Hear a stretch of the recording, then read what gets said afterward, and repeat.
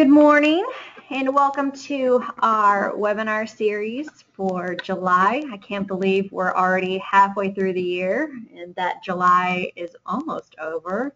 August is sneaking up on us. So as you know, we've changed the format a little bit this year. We're not doing our webinars on a monthly basis anymore, but we're doing webinars as we have good presentations and speakers that we want to work with. As always, we record everything and post it afterwards on our YouTube channel. You can always access that information at youtube.com/GA Main Street. One of the things to keep in mind is that we do allow questions. I see we already have someone who's reached out to us to say hi. Thank you guys. Everybody is on mute. The reason why is that some people get some feedback and we're trying to minimize that as much as possible. But as we go through the presentation, on your little control panel, you do have an area that you can ask questions. And what we will do is we're going to let Burke do his presentation, and then we will revisit questions at the end as time allows. And we kind of filter through those to make sure that we're not wasting time with duplicate questions and anything that may not be pertinent to this discussion. And as always, you can always follow up with any of us afterwards if you need more information. So what I'm going to do right now is turn it over to Burke Walker and let him kick off today's presentation. Burke. Thank you, Jessica. Good morning, everyone. Appreciate you joining us this morning, and like to also say thank you to the Georgia Department of Community Affairs for giving me the opportunity today to tell you a little bit about regional commissions and how we may be able to assist you in your Main Street efforts. But also appreciate Lee Burns and Jessica making the trip over here to Athens this morning to kind of help me through the technology aspect of the webinar. This is the first for me, so we'll see how things go. But I want to just first start out and say, you know, each regional commission is unique, but what I'm going to talk about today is really what our regional commission, the Northeast Georgia Regional Commission, the services we provide. So keep that in mind. You may want to talk with your own individual regional commission, and I would expect that they'll have very similar, maybe some other services that we may not provide here. So each is unique, but pretty much the services and programs are very, very similar. I'm with the Northeast Georgia Regional Commission here in Athens. We're known as Region 5. I started with this agency and organization way back in 1994, and my first title was Regional Historic Preservation Planner. So I feel like I've got some years in working with Main Streets and hope to kind of provide you with some of the experiences I've had over the years. Currently, I direct our Planning and Government Services Division. That's a combination of both local and regional planning, typically planners, but also community and economic development. So we've done that as a way to have an integrated approach in assisting our local government cities and counties. So today I'm going to try to be rather casual, kind of not get into a lot of terminology that may be unfamiliar. Sometimes the planning terminology can get a little bit sterile and unusual, but I'm going to keep it very simple, and this is going to try to be just kind of a roll up your sleeves kind of webinar and tell you a little bit about services again that we can provide, and also talk about some projects as well. So here see the outline for as always, technical difficulties. There we go. Here we go. So here's what we're going to cover today. And again, talk about planning a little bit, talk about some actual downtown rehabilitation projects that we've been involved with over the years. Talk about some efforts that we've used to help Main Streets, and at the very end, as Jessica mentioned, have some time for some questions. So if we can't answer them, we can try to follow back up at a later date and hopefully answer those for you. All right, we, as I mentioned, are known as Region 5, headquartered out of Athens in Northeast Georgia. And here, the slide on the right, you see the other 12 regional commissions throughout the state that I hope will be familiar to you. Over the years, regional commissions as they exist today were really created back in the 1960s. So for 50 years, they've pretty much been in existence. We encounter sometimes in our region folks in the community that know us by different names. So back in the 70s, we were known as APDCs, or Area Planning and Development Commissions. That was through the period of the 70s. In the 80s, reconstituted in 1989 as regional development centers. And that was really where the regional commissions, through the passage of the Georgia Planning Act, became really more active in developing comprehensive plans for local governments. And then most recently in 2009, reconstituted as regional commissions, where there were some boundary changes, and gives us the current day of the 12 regional commissions in Georgia. So here the map, as you see where you fit in, where your main street is in which of the 12 regional commissions. We also, across the state, each regional commission has not necessarily in a full-time capacity, but a regional preservation planner. So they can provide some services that are probably very applicable to main streets, and a resource that you can draw upon. In Northeast Georgia, our region, we have 12 counties, 54 cities, and 13 main streets. And talk a little bit about, cover these points on regional planning, and kind of the objective today is talk about some of the services we provide and related programs that you may be able to use. So some of these may be familiar to you, some may not be, but I'm going to try to, if they are familiar to you, kind of update you a little bit on some recent changes and just some tips for how you might use these programs. Comprehensive planning is, as I mentioned previously, is really, particularly since 1989, has been really a central part of what regional commissions do in working with your city and also their counties in developing comprehensive plans. There have been some fairly significant changes into the planning rules across the state and what that comprehensive plan now looks like. So your city is required to prepare a comprehensive plan. Some of those changes now are that a basic plan is required. And you see on the left side of your screen the components that go into that basic plan. The regional commissions have an active role in this. We help your city develop those comprehensive plans, or the basic plan, at no cost to your community. And we do that through our Department of Community Affairs planning contract. So we're here as a resource. We'll work with you at no cost to develop those plans. To the right of the screen, you see other components that can be added into the basic plan. Those are something you also want to keep in mind, can be added to more kind of those elements that were used in years past. But these can be incorporated, and probably the economic development component is most relevant to the main streets and your efforts there.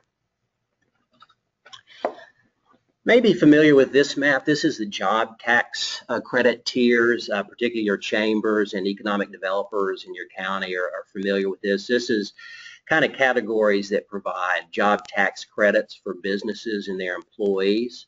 Tier 1 provides the highest level of credit. I think that's at $3,500 a job. So if you're in one of these kind of gray shaded Tier 1 counties, the other aspect of this to keep in mind that in terms of comprehensive planning, if you are a Tier 1 community, you're required to complete that economic development element for your comprehensive plan. So that's something to keep in mind, and I'm going to talk a little bit later, just a note to that too about that economic development element. So Tier 1 communities, you're required to have that economic development component. So if you see where you fall on this map, and if you're in the gray, you probably want to keep that in mind. Sometimes these acronyms get confused. Qualified local government status refers to your meeting planning standards, Department of Community Affairs minimum planning standards. That's a really important achievement for a local government. It's sometimes confused with CLG, or Certified Local Government Status. That's a very different thing. That's more related, as you're probably aware, in your cities, in your main streets that may have historic preservation commissions. That's more related to historic preservation requirements. But one of the important things about qualified local government status is that achieving that status allows your eligibility for many state grant and loan programs. So today, some of the projects I'm going to cover and talk about require that QLG status. And we found over the years that you really want to work with your regional commission in maintaining that status. Keep in contact with your regional commission. We'll be in contact with your city and notifying you of deadlines, but it always happens at the worst time. When you don't have that QLG status, it seems like you're always getting ready to apply for a grant or a loan. The Department of Community Affairs will notify your mayor of that QLG achievement by letter. We get copied on those letters as well, so we'll try to keep you cities and communication about that status as we go forward. The regional commissions are also involved very recently in conducting what we call plan implementation meetings, and these are essentially kind of sitting down with you, your city, and having a tune-up on your comprehensive plan, see how it's working, what changes may be needed. So we're required in coordination with Department of Community Affairs to meet with your city once every 2 years. We do that. It's required that your mayor be part of that meeting or that he designate an elected official to be there. But it can also include staff, yourself, and other participants that really are pretty well informed about your comprehensive plan and looking at it and seeing how it's being implemented. So it's kind of a tune-up, check the progress and effectiveness of your comprehensive plan, and something that is a large kind of endeavor for the regional commissions. Certainly in our region, that means every year we've got about 25 plus cities that we've got to communicate with, sit down and meet with. But it's a good opportunity for you. I think one way you can connect with your regional commission, meet some of their staff, and explore some ways you may be able to implement your comprehensive plan. One of the other programs that you may be familiar with is under our Department of Community Affairs planning contract is we nominate and identify regionally important resources. The photograph here is the Shields Etheridge Heritage Farm that's located in Jackson County. It's about a 540-acre National Register District, a historic farm from 1789 that is one of the state's most intact historic farms. So it is included in our regionally important resources document, and all regional commissions will have designated regionally important resources, and they can be natural or they can be historic resources, but they're really there to identify locations that may deserve special consideration in the planning process. So I wanted to kind of bring this to your attention. It may also be a document or a list that may be helpful to you. A regionally important resource may have some ways you can promote that also on a local level and help foster economic development through tourism. The regional commissions, we like to think we can do most anything that meets your needs or if you have a request. So we also do some specialized plans, and then these, the points you see here are some plans that we've been recently involved with. We're just getting ready to finalize some design guidelines for the city of Jefferson. And relatively new for us doing design guidelines, tool that the Historic Preservation Commission, the community can use. We've done some master plans. Sometimes those typically are done in coordination with a consultant. We've done those for courthouses, can be an individual building, it can be an area, those types of things. Hazard mitigation plans are plans that we prepare in coordination with the Georgia Emergency Management Agency and FEMA, the Federal Emergency Management Agency. These I wanted to point out because those typically can include a lot of community involvement. I think would welcome mainstream managers to be involved in that because these plans address natural disasters that may affect communities, and obviously I think probably many of you have experienced, hopefully not, but over the years, some natural disasters through your downtowns that really had a large impact on how your conduct your business and operate. So those plans are intended to address that.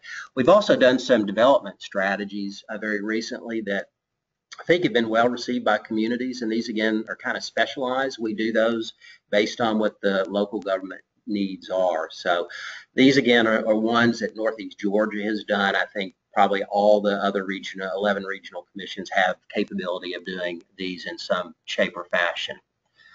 This is just one of the maps from the recent strategy we've done, downtown strategy for commerce, and it's really had great community input and participation. This is just showing one of the land use maps that is part of that document, and we'll probably have that full strategy up on our website at some point for you to look at if you're interested. But part of that was a GIS component that we included, and also that's geographical information systems and mapping is a capability that regional commissions can provide. Comprehensive economic development strategies. These are strategies that are really economic development driven. We do these in partnership with the Economic Development Agency, or EDA. All regional commissions have these SEDS. So if you're not familiar with this document or the process, you may want to explore that with your regional commission. Again, it provides in here in the document a regional strategy for ours that you see the cover of ours on the slide from 2012. We have in there 12 regional strategies. So in part, some of those will have relevance, I think, to you on a local level and may give you some idea of how you can implement those regional strategies on a local level.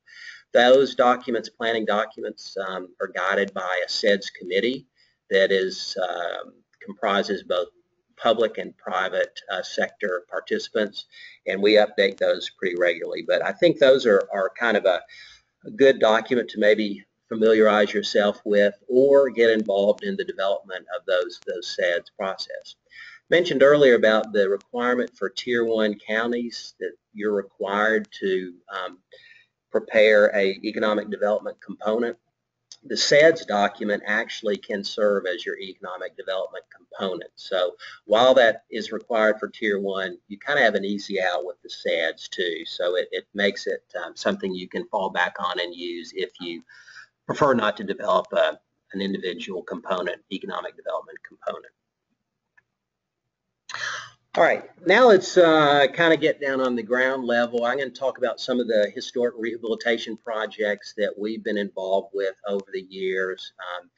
Most of these required QLG status, as I mentioned earlier, and for the most part, these are projects that took advantage of funding through the Georgia Department of Community Affairs, the Community Development Block Grant Program, primarily the RDF, Redevelopment Fund Program, and one example of another set-aside program, and I'll talk a little bit more about these. But you can see the names of these buildings and their locations in different cities and main streets across our region. The first project that we really, and I personally became involved in a downtown rehabilitation and a CDBG RDF was in the city of Elberton and their main street. It really was a long project that in the beginning our involvement was working with the Main Street manager and the DDA and doing some kind of preliminary due diligence. You can see on the left side, the left image is a before picture. It's really kind of before, but getting close to construction. But we assisted Main Street in the city and suggested that a historic structures report be prepared for the building. So we assisted in the procurement of an architect to do that report. And I want to just mention that because I think before you get involved in any project, in any building, you really want to know what you're getting involved in terms of cost, is it feasible, and just how you're going to do this. But the actual project, the finished product of and effort of that investment and rehabilitation is on the slide to the right. It was a 3-year process from 2007 to 2010. The W.O. Jones building itself was built in 1904. It's listed in the National Register within the Elberton commercial historic district. Kind of probably not unlike some properties you may have in your main streets. The building, as you see on the left, had gone through deferred maintenance for probably 30 or 40 years. And the DDA, in coordination with Main Street, kind of took control of that situation and acquired the building. And it really was an eyesore, blighted the downtown, and prevented economic development opportunities. And the project was to rehabilitate the first floor spaces and to adapt them, actually really restore them for new retail spaces. And this is an image of the interior of one of those spaces that was adapted, and then subsequently after construction, tenants, commercial and retail tenants were in these spaces. So the second floor had potential, particularly for downtown housing, just because financial limitations. That wasn't done as part of this project, but could be as part of a second phase.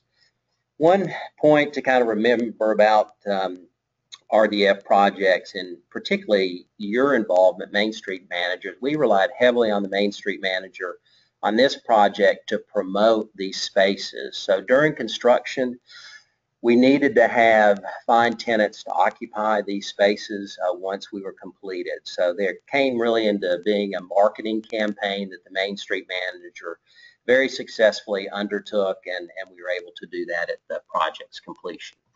So here are just some summary points of the project. Created 12 jobs in those 3 rehabilitated spaces. The original tenants, from what I understand, has changed a little bit, and that's kind of not probably unusual to you all as your downtowns. When you lease or rent spaces, tenants will change, but they still remain in use and used as retail spaces. So this was a kind of first effort for us in preparing a grant application, assisting with selection of an architect, and then administering a project. So it was the first one that we felt like was a success and kind of wanted to continue over the years. Second project I'd like to talk about too, which was also a redevelopment fund project, is located in Braselton. These are the Braselton Brothers stores, what's known as Braselton Brothers stores. You can probably see from this slide the cars. I'm guessing maybe 70s, late 70s this image was taken, but these buildings essentially kind of defined downtown Braselton and was their kind of rural commercial center. Over the years, the buildings, not unlike W.O. Jones buildings, fell into some decline and really needed to be repurposed. The other aspect of this project that was unique is it involved, although it wasn't necessarily same what we were doing with the rehabilitation, was the realignment of a state route. So that offered both some opportunities and some challenges in the planning of this project as well, and I'll talk about that in just a moment. This is a current photograph of the rehabilitated properties. Again, with the Community Development Block Grant RDF program, there are many requirements. Some of those are environmental, particularly historic preservation requirements, which I hope for you all as Main Street managers won't seem as a burden. That's kind of what you want to do. So this project followed preservation standards and guidelines as a requirement, but it was really an intention of the city. They wanted to preserve the original character of the buildings and retain that sense of character within the downtown.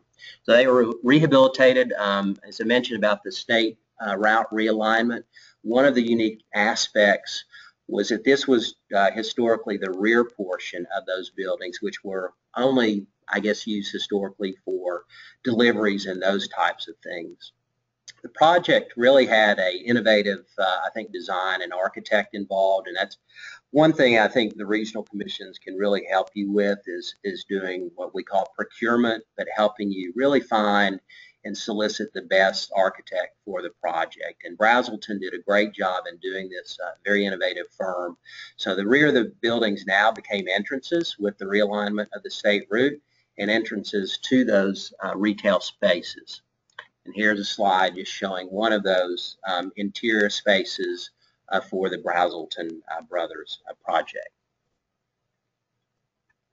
and a summary of just some points of the project and what it accomplished, and the award amounts. I will say that, too, that the town of Braselton was really very progressive. They had prepared an urban redevelopment plan and did some really strategic planning ahead of this. They had an urban redevelopment authority that they called it an urban redevelopment authority, which was in many ways like a DDA.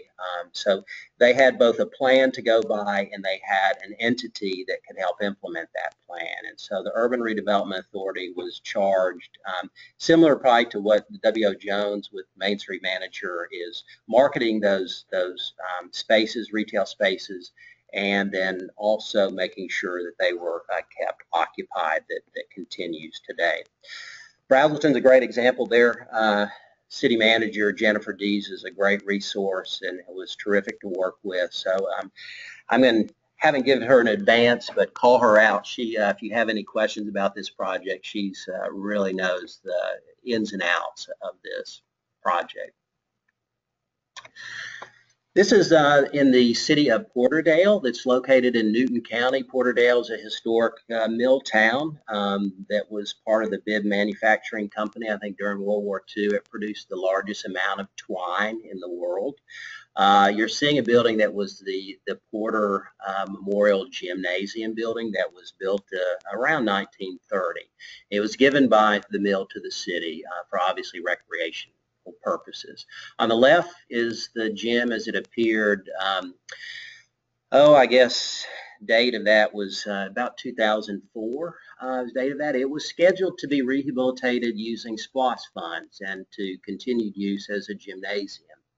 Unfortunately, in 2005, an arsonist fire, 5-alarm fire, destroyed the building that you see on the right. So I hope none of you have experienced something like this in your community, but I think, disasters, whether natural or sometimes man-made, can affect your downtown. I mean, you need to have some options for it.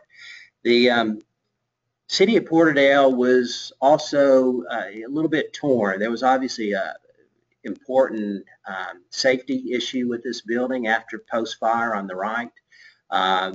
All the interior was completely destroyed, and there was some concern about the stability, structural stability of the exterior walls. But the city was interested in seeing just if there was any feasibility in retaining and possibly reusing or reconstructing the gym. So with our assistance, we work with the city.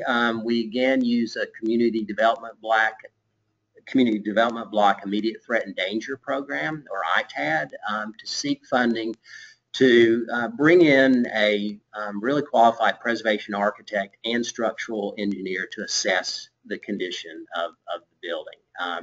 And that actually was done, and while it was determined that the costs were too high to do a reconstruction, it was determined that the building was safe. So part of the project that went on with the city is that they stabilized, according to those specifications, the interior walls, and that you can see, hopefully from this slide, from a 4th of July weekend, some of the stabilization of those remaining walls. And it currently functions today as an outdoor event, special events space, and it is really very unique. So if you're by Porterdale, I'd encourage you to go see it. It's a little bit different kind of preservation project, but it's doing the best you can considering the circumstances that you have. Here again is a summary of the Porterdale Gym project.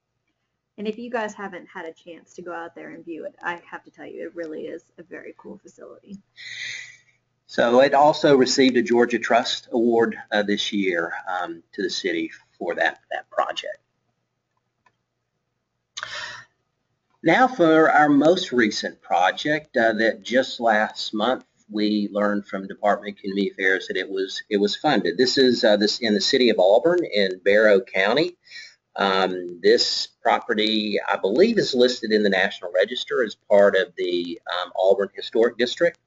It was built in 1902, had several uses over the years. Originally, it was a dormitory, I think women's dormitory, if I'm not mistaken, for the Perry Rainey Institute. So kind of an important building historically in the city of Auburn.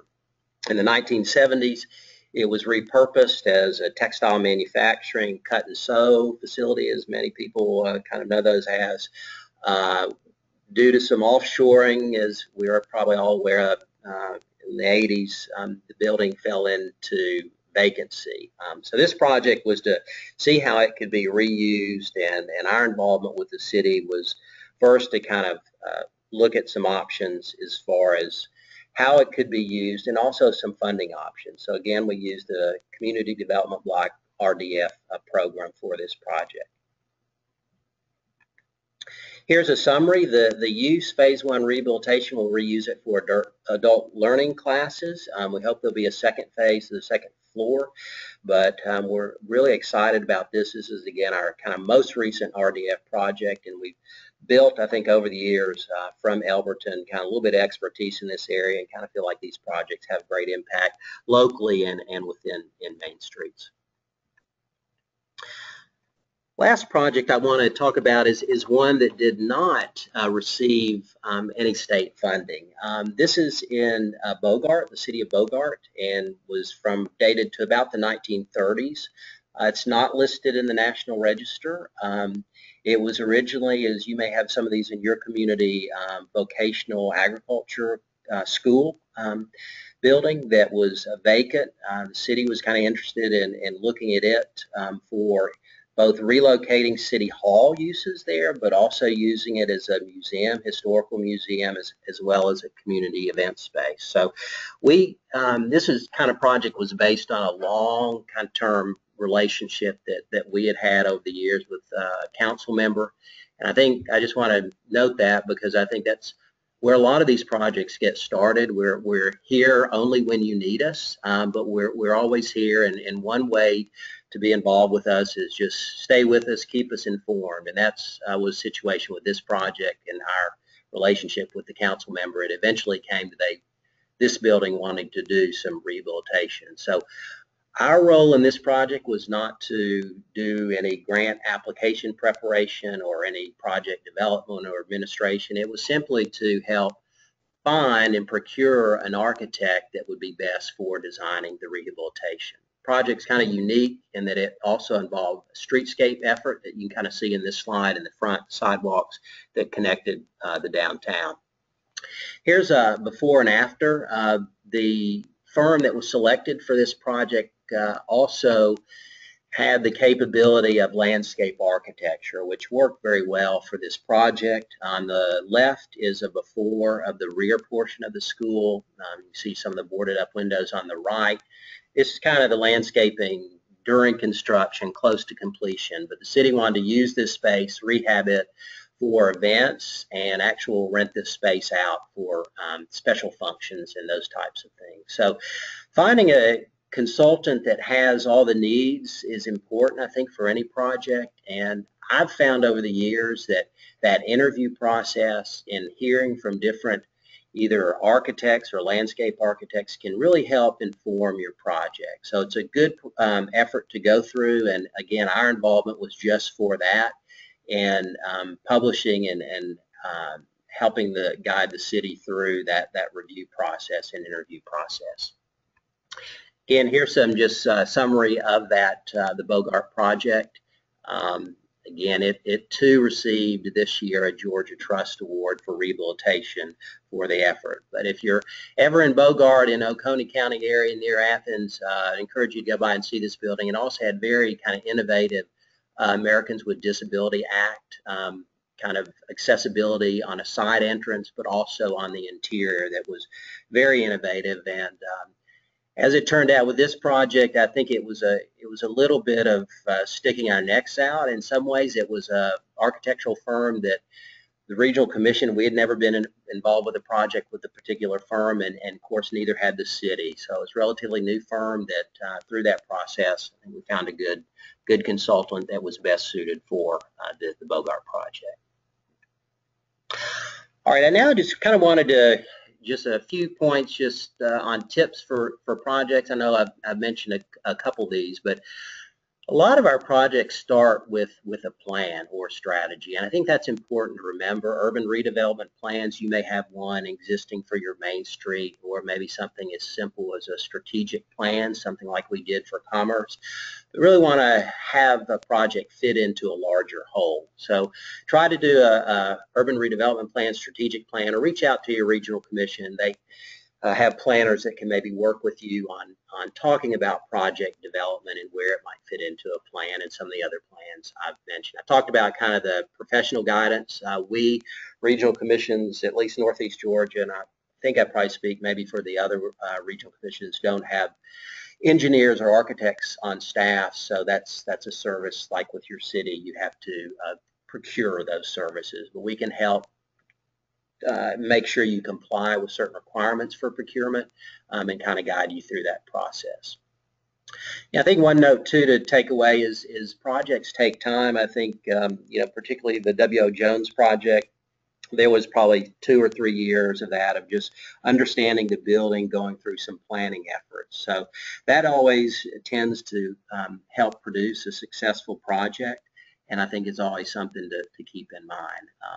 Georgia Trust Awards is a great recognition program. I'd encourage all the regional commissions may be able to, their staff assist you in preparing a nomination for an award project. And that's a great way to get recognized, and those events are really great events to attend if your project's awarded.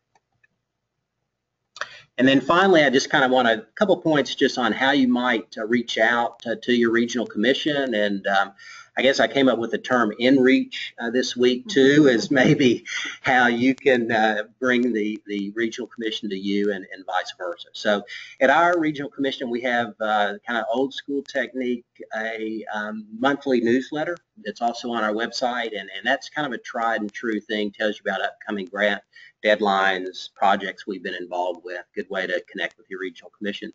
We also occasionally will do, typically quarterly, some free at no cost educational sessions on a variety of topics, and always love to have Main Street managers at those, attend those.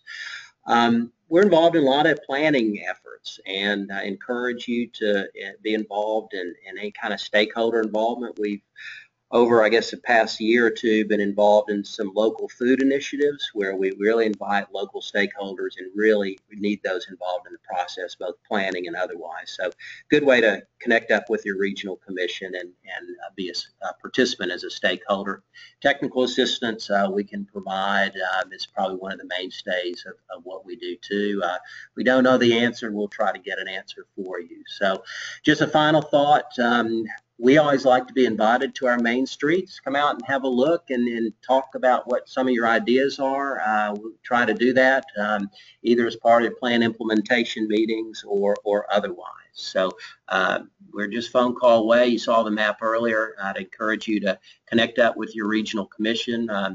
They don't all have the identical programs necessarily. Most are very similar, but they all have staff that I think can help you in one way or the other. So communicate with them on their capabilities and as well as your needs. Then lastly, just before I kind of wrap up, I posted some links that may be a later reference for you.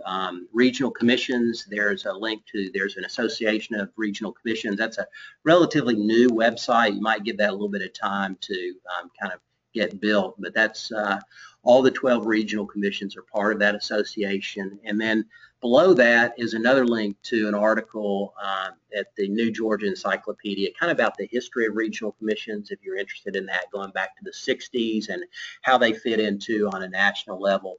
Then our friends at DCA, some just links for your comp plan deadlines. Again, we will communicate those to you. We'll work with you in meeting those deadlines, and particularly related to your comprehensive plan development and review.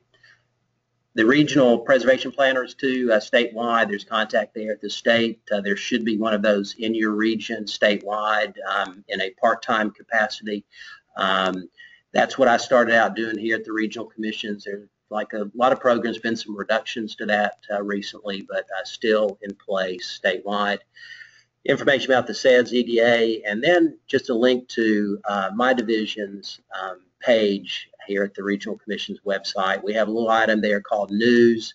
It's kind of a tried and true thing to check back and see what some new programs are. So hope that's going to be of help to you, and what I've shared today may help guide you and hopefully some very successful downtown rehabilitation projects. So Jessica, thank you again for the opportunity, and DCA for letting me do this morning. I hope it wasn't too painful for those of you. I now chalk up my first webinar, and I guess at this point with my technological limitations, I will turn it over to you and we will take some time for questions if we have any. Sure. I would also like to say for those who are listening, if you're interested in those links, I will have those available in this week's weekly email, and there'll be live links so you can actually click on them directly from the email. And before I pull up our questions and get us going, I actually had a question. Actually, I had a couple of questions. So if we don't have any follow-up from everybody, I got a few things I can ask. My first one is for those managers, and what would your advice be for those managers who aren't currently involved in their communities or their city's comp planning but would like to be? What's the best first step for them to get involved in that process? Yeah, it's a good question, Jessica. I think probably talk with your manager, talk with your mayor. I mean, again, I mentioned the letters that go directly to mayor, but we'll coordinate with the mayor and typically the managers and others in developing that comp plan. So I think talk to your mayor, see, or your manager, see when you're going to do that. Alternatively, you're free to, look on the Links website, see when your planning deadline is due, and maybe if you see that's coming up, something to communicate to the managers and talk with us. Awesome. Do you think it makes sense for managers to be familiar with that comp plan and to show it to their board, so that way when they're talking strategic planning and work plan development for the downtown specifically, that they can have that kind of to reference in the back of their mind, so that basically everybody's working on the same page? Or I mean, is that a valuable tool to have? I think absolutely. I mean, I think that's the intent of those comprehensive plans, is that really your Main Street doesn't want to be working off a separate, isolated plan. You need to integrate your strategies into the city's overall strategies as well. So, yes, I think it's very important to do that and use those plans. I mentioned the, strategic plans. Sometimes those really are a little bit easier sometimes, to be very honest, a little bit easier for communities to kind of get their hands around about as far as implementing those. So you can have a comprehensive plan, but also a strategic plan too, kind of like what Commerce did too. But both participation, Main Street involved in that. You saw those three on the basic plan, those items. Probably a lot of things the Main Street managers are involved with projects.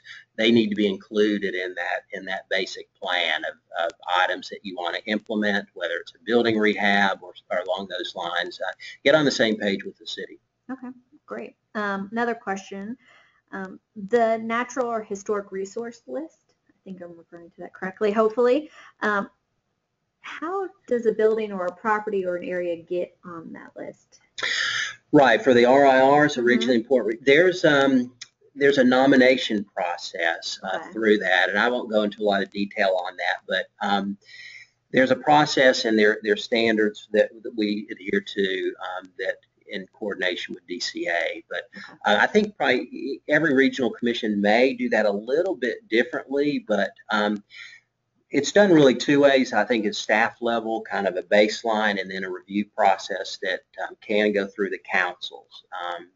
The regional commissions are governed by their councils, which are membered, as many of you probably know, by the county chairman and one mayor from the city. So many of you may have your mayor may be on your regional commission's council.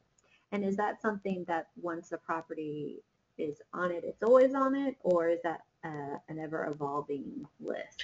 It can be updated. In fact, ours, we're going to try to update that. We kind of feel like the document that we have now, honestly, could be improved. It's a little bit, bring it up to more graphic, standards, and also kind of revisit some of the resources. I think our document is heavy on natural resources. We may want to look at some other historic resources and other ones. So kind of rule, I think, with planning, is always update. Things do change, and new properties become significant for various reasons. Okay. And I got one more. These community economic development strategies that you talked about, is that something that's just relevant for the city, or is that something that can be created just specifically for a downtown district? Could be both. It could be, those strategic plans could be, for a city, an area, or even potentially a few buildings, an area. Okay. So, I think the key point there is, with us, whatever suits your needs, we can talk about that, meet with you and see. Commerce was a little bit larger. We've done some for some smaller areas, and again, some kind of specialized plans. I mean, you could really almost say the Porterdale ITAD project was for strategic plan for one specific building. Okay. And I think when people think of bringing in the regional commissions to assist with design guidelines, they always think about bringing you guys in when there's nothing in place. But you guys can also assist with updates as well, correct? That's correct. And really, honestly, the design guidelines is relatively new to us. Jordan Shoemaker, for those of you out there, sitting next to me, and she's our project specialist and has been working on the Jefferson design guidelines, and is completing her master's degree in historic preservation. So these Jefferson's is, I guess, an update for there. So that's one. We didn't do them originally, but now we're updating them, an example. So it's relatively new to us, but it can be an update. It can be brand new. I think, it can be that you bring in some other aspects too in an update. I think Jefferson, we're pulling in interest in a cemetery, large cemetery there too, that leads to some other ways and potential tourism and interest in that respect.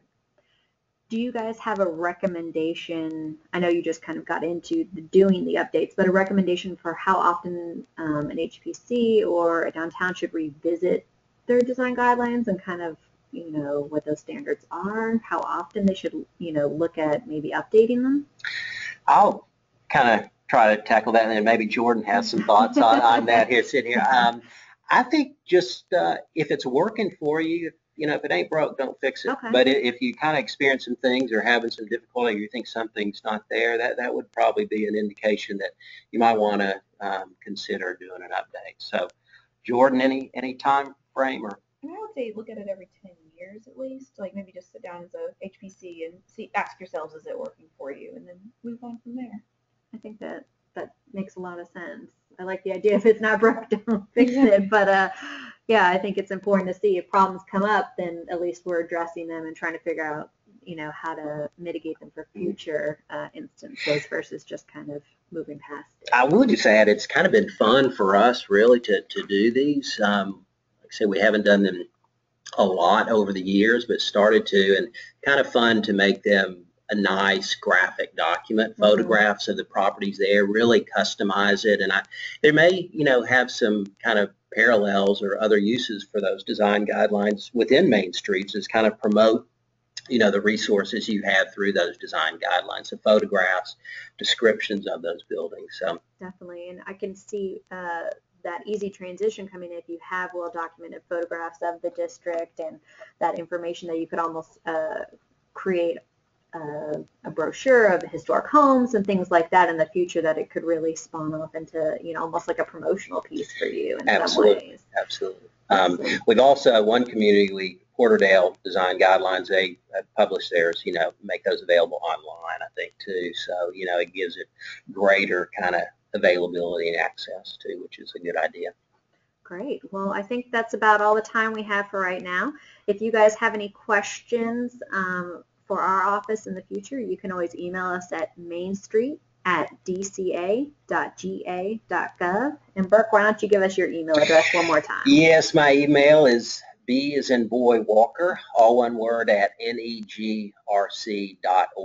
And if you go to our website, you can also see the staff list too there, and my name will be there with my email link to, if that's easier for you.